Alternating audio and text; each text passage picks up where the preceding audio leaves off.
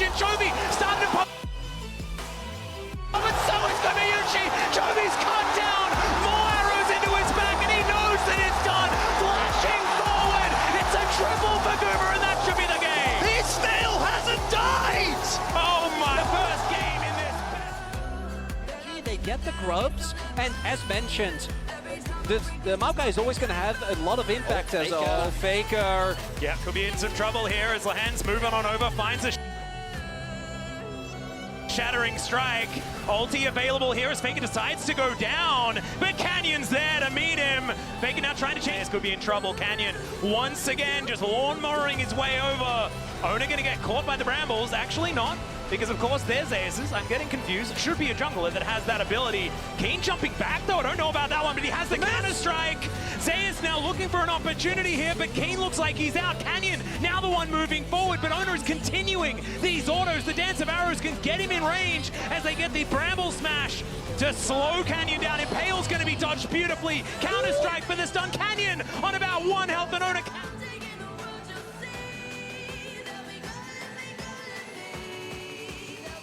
Much more comfortable when it comes to trading in the lighting phase. Vision control here for T1. You have Canyon, but he's backing, wanting to spend his earned gold from those gold players. Oh god, okay, the arrow is going to... Counter-strike wears off, but there's the cease and desist! And he can't flash leap strike out of that one, and even though he had the Grandmaster's might, he's still going... Are they going to contest this?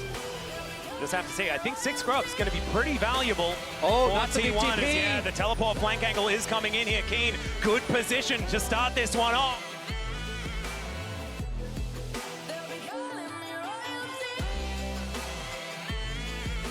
Right in there, Paranoia comes down.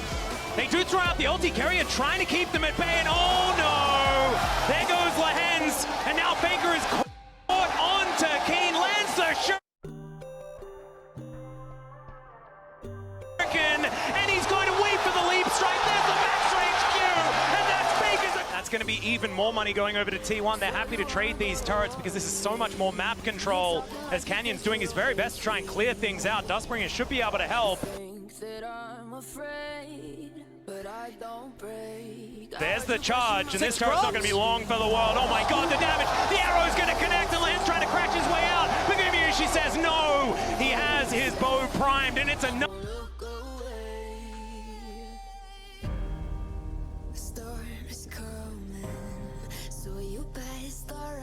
Way out! She says no!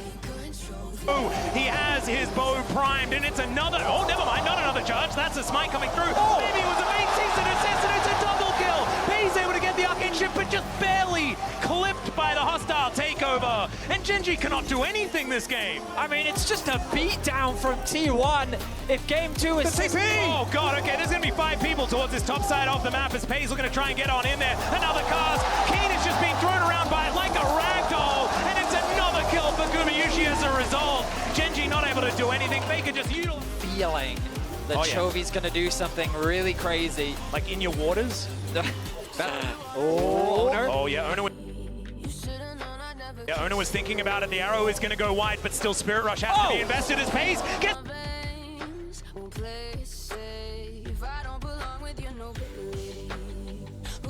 Shaken now over the wall they go, but Ona might be going a little bit too far. You've got Zayas coming in though, just trying to be the hero on speed.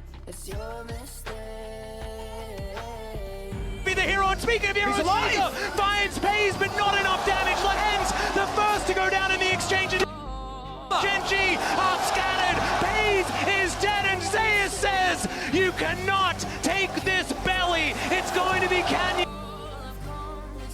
To let Genji claw their way back in this game. Canyon tries to flash just to clear the way. Yeah, King down. He knows that this game is over. Jovi just trying to get back to his fountain. Goes golden alongside Faker as the Nexus is not going to go down. It ain't a great time for T1 either, so maybe fans are just like, oh yeah, we're used to this. Yeah. You just have a little bit of a lull before you come back up again. It's like the swell of the ocean. Spot him with the sweeper. I think they spotted each other. Formation now going over his bonus. He's going to pull pace in. He has to flash. Come in at exactly the right times. All right, Carrier finding the bone skewer onto Lehens. That's another. He's setting his sights on mid after Faker got a really nice trade onto Chovy. Yeah, Ona now driving in, looking for Chovy, just gets the flash. I think it's the rocket. Definitely don't have to be too terrified, even though the bot isn't going the way that they would like. I'm also wondering if Canyon thought that Owner took his blue, because I assume Canyon made the read.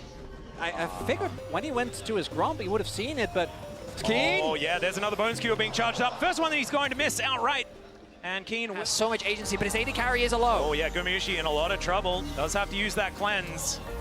Okay, he's going to take some damage back though, as players like Gumayushi who are so incredibly good at it. We talked about it on the way here, didn't we, Atlas? Yeah. Where like the mobility and how like in the meta if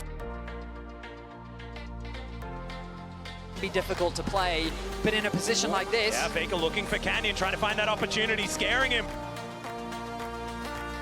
With where the shot might go point blank, the charge, the stun, but the knockback with the monster shot is not enough at first blood. Ultimately though, no one ends up dropping. Genji have good setup for this top tower, but the TP is committed. Can they dive? We'll see. It's going to be a fair bit of damage onto this one. Spear is going to be coming out perfectly. There's the twisted advance. The charm goes wide. Faker's dead. That is going to be Canyon taking him down, but it's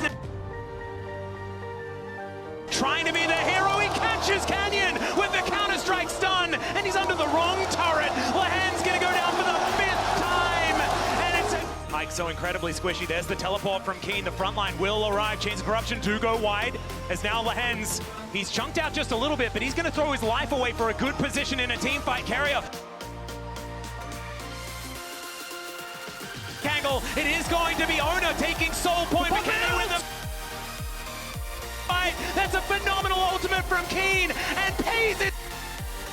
Touched, still Carrier explodes, pops like a balloon. Zeus has the counter-strike, but he has no friends. Faker dives in to try and save him. The flash of the Trophy, and it's a double kill. Pays now standing his ground. Gumayushi can't do anything, and Genji will ace them. Yeah, right? Shifted, right? It's just, it's ridiculous. But they don't need to go for this, is what I'm saying. T1 can bide their time.